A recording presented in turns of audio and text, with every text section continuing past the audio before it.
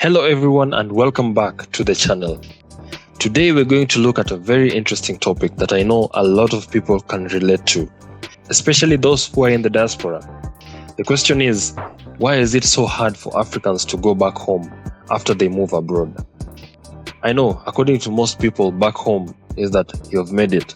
Why not come back and build a mansion and save the entire village while you're at it, right? Well, wrong. Let's talk about the reasons why going back home isn't as glamorous as people would think, from expensive air tickets to family pressures and so much more. Let's break it down.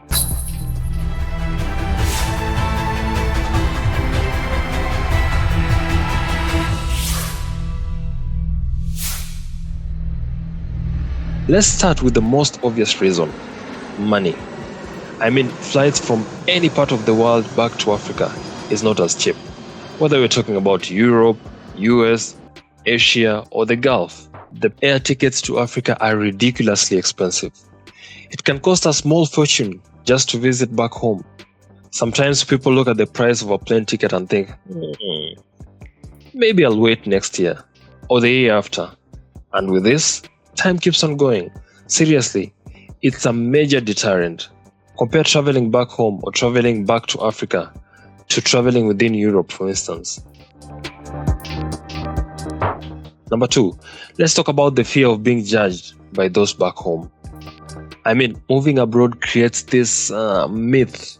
People in Africa tend to think, oh, you're in America, you're in Europe, you're in the Gulf.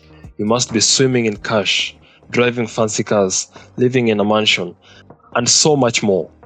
But the reality is, life abroad is not always that easy. People will ask you, hey bro, uko wapi? Kwa nini hujanunua gari? Meanwhile, you're out there struggling to pay rent and bills just like everyone else. The pressure can be overwhelming because of such expectations, which are normally sky high for people in the diaspora. When people in the diaspora come back home to Africa, they tend to face a lot of stares from people here and there. It's like you're walking in slow motion. Then they start whispering, did he come back with money? Did she build a house? Does he have a car? And so many more questions.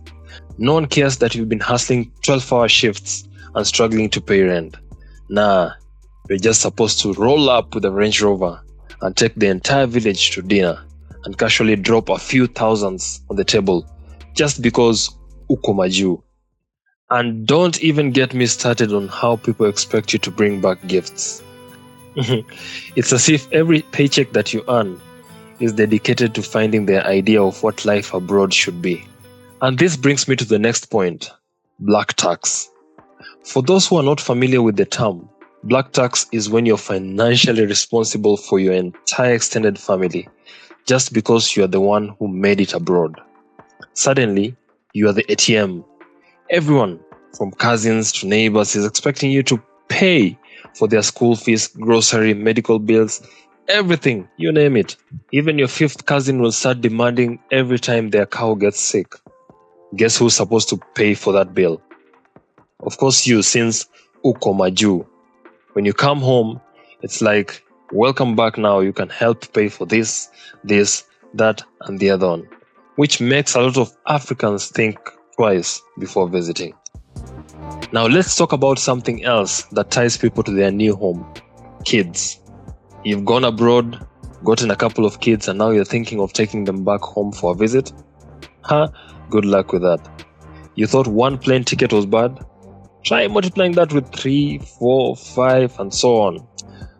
When you have children abroad, life changes in ways you can't even imagine. Traveling back home with them? Super expensive. Not only are you buying multiple tickets, but you're also worried about other things like school fees, clothes, healthcare. I mean, the list goes on and on. Plus, if you're living in a country with high living costs, you're constantly thinking about providing for your children. Do I spend the money to visit home, or do I save it for their education and other bills? I mean, the struggle is real. Another reason people stay abroad is relationships. You meet someone, you fall in love, and before you know it, you're settling down. Moving back to Africa becomes more complicated when your partner has their own life, their own career in the country where you met. I mean, it's difficult enough to try and convince someone to pack up and move to Africa.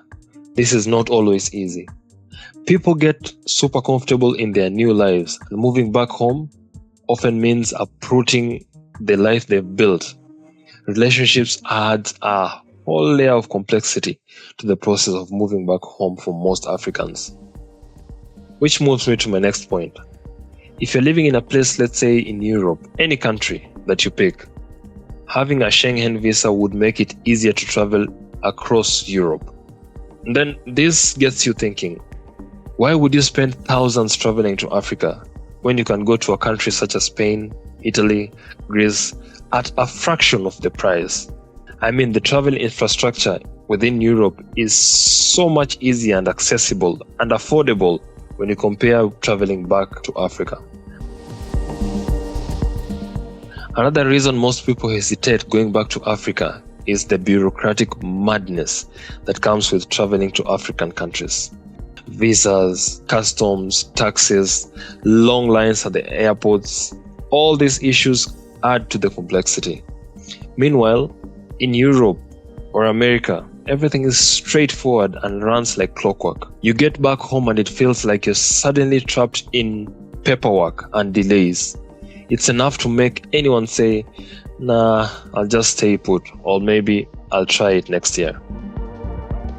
And finally, one of the biggest reasons that Africans abroad don't go back is that they start feeling like they are not fully from home anymore. Let me explain. I mean, after you live abroad for so long, you get used to a certain way of life. I mean, things work.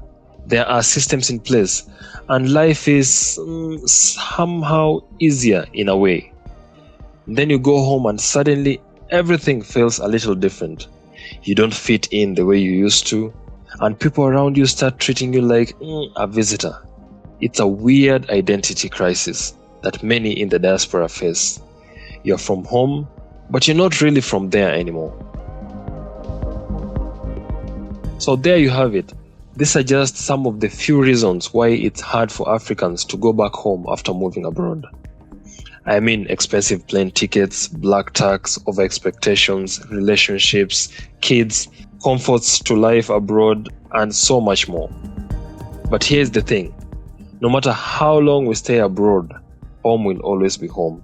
It's tough, yes, but staying connected to where we come from is important.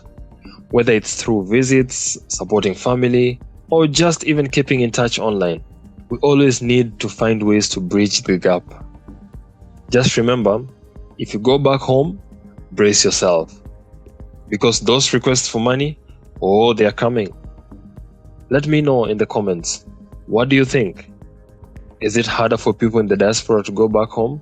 Have I covered all the reasons? What more reasons do you feel should be added in this list? I'll be curious to see your comments down below.